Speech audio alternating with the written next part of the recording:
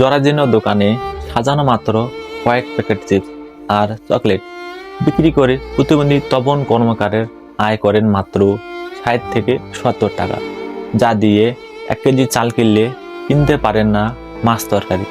সামান্য এই উপার্জনে স্ত্রীকে নিয়ে অনাহারে খুব মানবিত দিন পার করছেন নিঃসন্তান তপন সবিদার দম্পতি। কষ্ট করে খাই, এক বেলা হয় তার এক বেলা হয় না। মাঝে বাড়ি কাজ টাজ করি তাই নিয়ে চলি, তাছাড়া তার চলবার পারি না।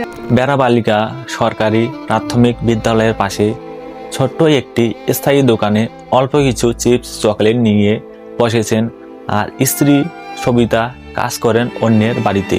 বেড়া উপজেলার বাসিন্দা প্রতিবন্ধী তপন কর্মকারের সহায়স্থল বলতে কেবল একটি ভাঙাচুরা দেচালা ঘর।